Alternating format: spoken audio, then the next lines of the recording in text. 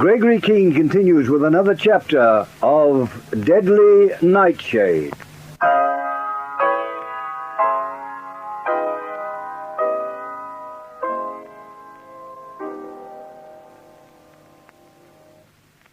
In the 24 hours since I arrived in Sydney, I've uncovered one major lead to the fate of Professor Bruno Kesselring. I have that letter Kesselring posted to himself at the GPO, and it gives me an address, a penthouse apartment at the top of the Cunningham Towers. But I'm keeping that up my sleeve. Until I hear from Colonel Milo Fentress in London, I can't be sure of Felix Huberman. So I just go on feeling my way in the dark. And it's still pitch dark. I've made contact with Evelyn Channel. I've been hunted by murderers. I've watched Manuel Tolle shot dead in an alley, and I've learned that the man who gave me Evelyn's address was first beaten up and then kidnapped. I've even been taken to meet a woman called Carlotta Magnani. And why? I can feel the strands of a web drawing slowly about me, but I don't know which way to turn. There's just that one ray of light. The information I can get from whoever lives at the top of the Cunningham Towers. The house is quiet now. I heard Huberman go out again after he drove me back here. I can't get out without an uproar. That dog of his is roaming the grounds. Where did Huberman go when he left here tonight? Where? Good work, Stephen. This will pass muster, I should say. All right, you can clear off. There must be no doubt about it, Felix. Show me. Yeah. Cool. Message to Huberman, correct as sent. Stop. Maxim and boys accounted for. Stop. Good hunting, Fentress. Well, I defy anyone to tell Stephen's work from a genuine radiogram. And I shudder to think what might have happened if the girl Channel had given Keene the original instead of you. Perhaps now you see the advantages of my association with the girl. As it was, I had to work hard to get it. Oh, this man Keene. In 24 hours, a stranger to Sydney, knowing nothing and hounded by our men. In 24 hours, we've had to call out all our resources to contend with him. Well, we can cope, Carlotta. But we are on the defensive. I told you the fellow was good. Tell me, what did you think of him tonight? He is made of ice. He has been loved. He is not capable of love anymore. There was a girl called Hayley Bergner. He was prepared to sell his soul for her, and he nearly did. What became of her? She died. We must make him this man semi-rise quickly, Felix. Give him Stephen's false radio message, put his fingerprints in the police file, do what you have to do with Charlie Brett, but just get Keene out of the way. You, Carlotta? Afraid? I'm afraid of nothing and no man. But standing near Gregory Keene tonight, up there on my sun deck in the moonlight, I came close to him a little. It was like the first exchange of a duel. You cross your rapier with another's and feel the metal of his blade. For a moment tonight, Felix, I fenced with the master, and I felt the quality of steel. Keene didn't make too much of an impression on you, did he? What should I understand by that? Perhaps you felt some other qualities in the chap. Did you let your imagination rove while you stood so close together? Say what you mean. Carlotta, did you ask yourself what he would be like as a lover?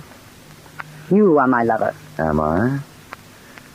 There are times when you're a stranger. Times when I realize there are as many sides to Carlotta Magnani as lenses to a lunar moth's eye. I've held you in my arms, but I've seen you become as deadly as a scorpion. Then why talk like this about Gregory Keene? How could I think of him when I'm putting him to such a death that it will be as though he had never existed? The female scorpion, my dear, always puts her lovers to death. But she loves them first. Felix, I think you had better leave now. You're capable of... Get out of here. When Gregory Keene has vanished, when they find the man they think is semi-rise dead in a prison cell, then you can talk to me of love. But rid me first of this major of MI5. It will be a pleasure. If you fail, Felix, there will be nothing of me left to love. There will be nothing of any of us. Not even the NightShade ring.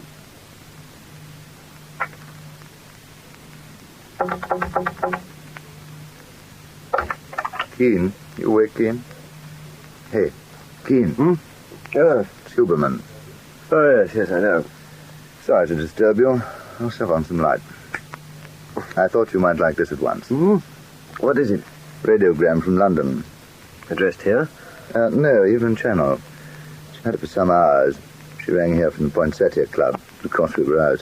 What, she just dropped in with it, did she? On her way home. Well, you'd better see what it says, hadn't you? Yeah, might be an idea.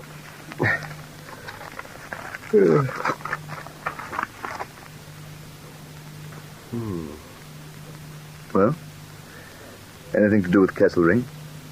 Not quite. Yeah, you'd better read it yourself. Message to Huberman, correct? Sent?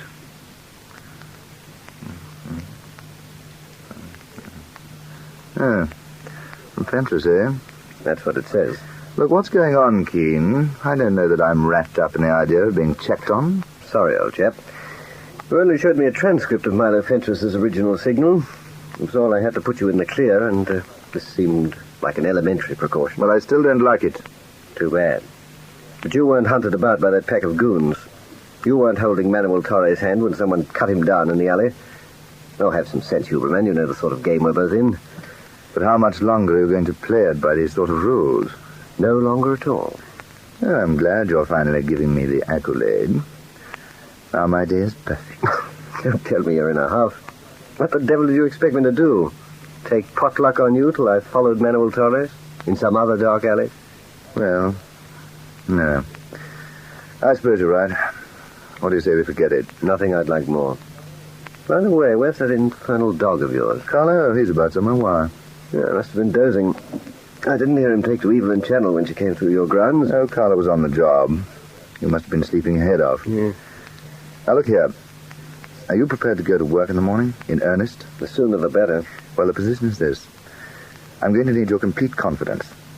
Any more of these undercover checks on me in London, you might as well get back there and ask them to send out someone else. My dear chap, I've told you, from now on we're blood brothers. I don't quite understand you, Keene. I'm hanged if I do. Well, why try? I'm here to find Bruno Kesselring, not to make bosom chums. All right. We'll go on from there. We'll have a briefing right here in the morning. No details now, but what I've got for you is going to open your eyes about why. Well, they're darn near shut now, Huberman, so what do you say? Good night. Sure thing. Sleep tight. Sorry I had to butt in on you.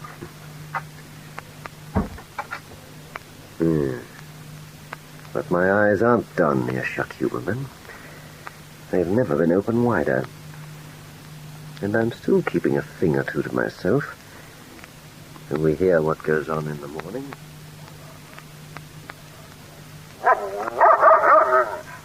Be quiet, Carlo. Get out. What do you want me to do with him? Take him up to the corridor outside Major Keene's room. Sleep in the room opposite yourself. Is that all? If Keene tries to get out of his room, Mrs. Rose, I want to know about it.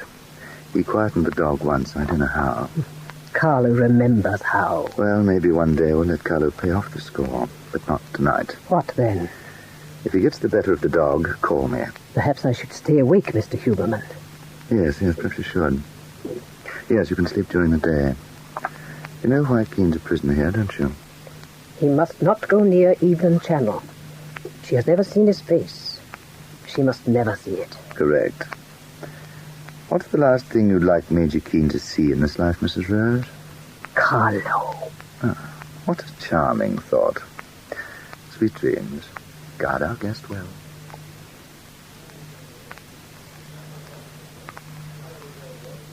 Well, let's have it, Huberman. How do we go into action and when? Well, last night I finished making some arrangements, all for your benefit. As Gregory Keene, you're not safe moving about. As Richard Mark Hayden, you're not safe moving about. But you can't get on with the job just sitting around. Will you pay that? I'll pay it. So we're killing two birds with one stone. What would you say was our best lead to the people behind Kesselring's disappearance? Well, the two characters I met last night. My friends, the thugs who shot Manuel Torres. One's called Mike. Correct. Now, here's the outline. We have to find those two remaining types. The fellow who shoved the Luger in your back at Rose Bay and the fellow who drove the taxi.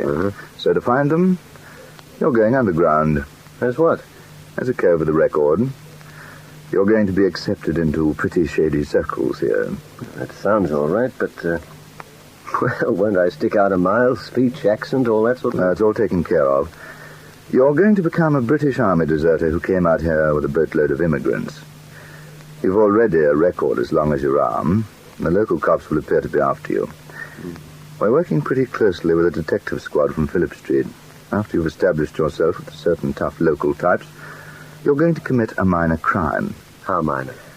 A housebreaking while armed. You'll get off for lack of evidence.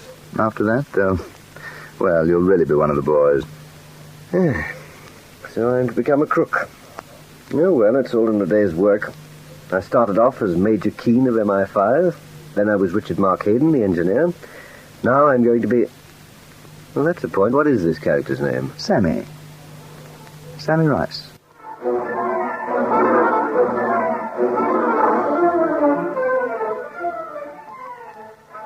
Huberman had his dog outside my door all night. That could be all right. I'm not really sure Evelyn Channel brought that radiogram, but that could be all right, too. I could be wrong about Huberman from first to last, but I'm still going after Bruno Kesselring alone. Yes, I'll become Sammy Rice. But I'm going to the penthouse of the Cunningham Towers as Gregory Keane.